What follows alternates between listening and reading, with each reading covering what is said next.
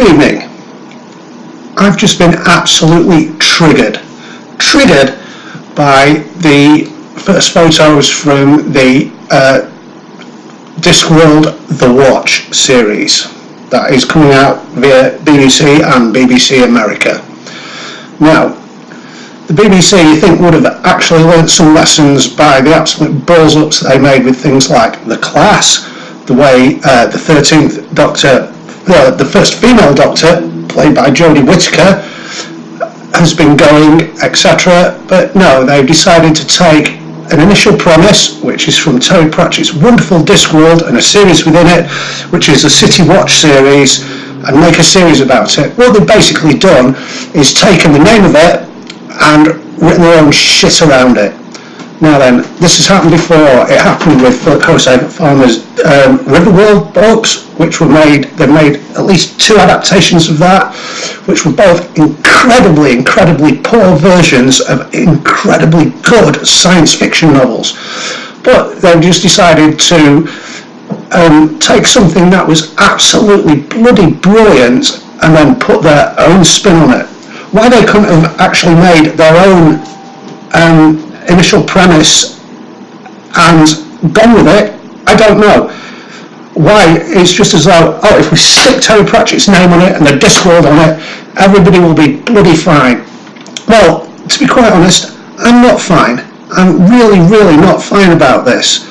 It's like, now then, on Twitter, it's having a meltdown.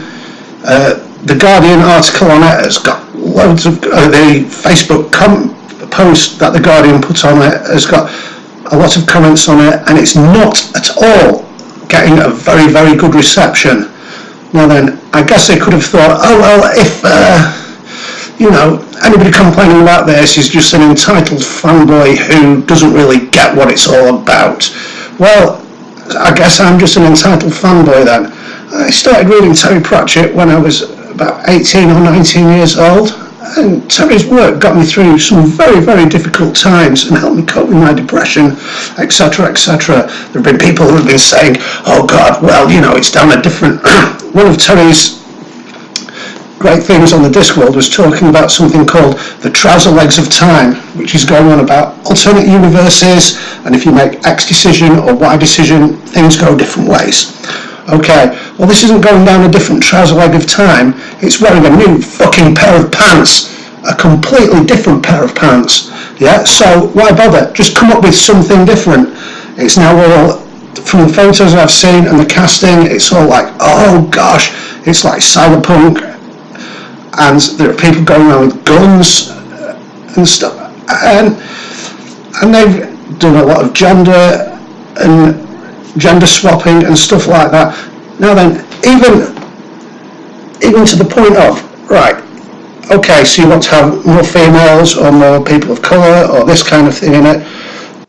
The thing they did with Lady Sybil, who was basically kind of fat old bird who went to public school and was kind of, I always imagined, was a cross between Hattie Jakes and the lady from the St. Trinian's movie, Judge Grenfell. Yeah, a sort of mashup of that. Now, it doesn't matter what colour she is or anything like that, no problem. Yeah, but then turning her from this, a sort of duffy old woman, into fucking Batwoman, a vigilante stroke thing like that. I mean, what is the point? What is the absolute point of doing something like this? Yeah, and so, yeah, I guess I'm an entitled fanboy and all of that kind of stuff, but this is going to fail hard, and I mean really fail hard. There's a few people on Twitter literally saying that anybody who thinks this is a bad thing doesn't get Terry Pratchett. Well, I say to you, fuck off. Absolutely fuck off and suck my balls. Okay, I've got more to say. Well, what? I mean, why do all this?